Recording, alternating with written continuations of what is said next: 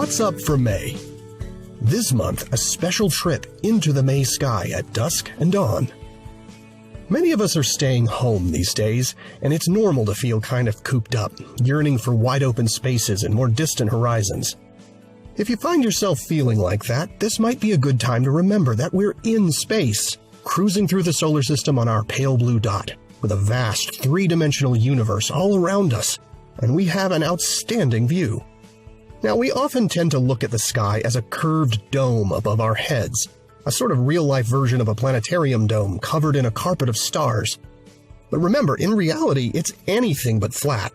The night sky is the deepest, most open expanse of space you could possibly look into. Here's a look at what you're seeing when gazing at the sky in May. Looking toward the west in the hour after sunset, here are the bright objects you'll most likely be able to see. The closest of these objects is the planet Venus in our own solar system at about 35 million miles from Earth.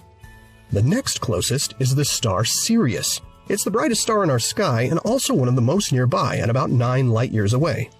Several other bright stars in the May early evening sky are a couple to a few dozen light-years away. Much farther out is the red giant star that forms the shoulder of Orion, Betelgeuse, at around 500 light-years from Earth. And although you might not be able to see it, the faint band of the outer Milky Way stretches across the sky here. So when you're looking westward in May's early evening sky, think about how you're looking outward through the disk of our galaxy toward its outer edges, thousands of light years away. You'll get a different perspective looking into the sky in the hour before sunrise. Facing south, the nearest objects are the Moon at about 240,000 miles away, then Mars, Jupiter, and Saturn at hundreds of millions of miles. The rapidly rotating star Altair and the star Fomalhaut, with its debris disk and orbiting planet, lie much farther away at 17 and 25 light-years from Earth. And the May morning sky also has its own very distant red giant star, Antares, at 554 light-years away. And finally, across the background, visible under very dark skies, is the Milky Way. Here you're looking into the center of the Milky Way galaxy, densely packed with stars and a supermassive black hole some 27,000 light-years from Earth.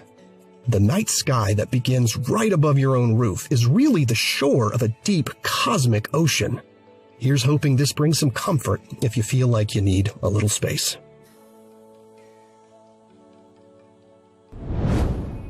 Here are the phases of the Moon for May.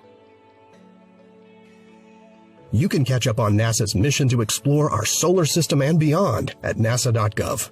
I'm Preston Dykes from NASA's Jet Propulsion Laboratory, and that's what's up for this month.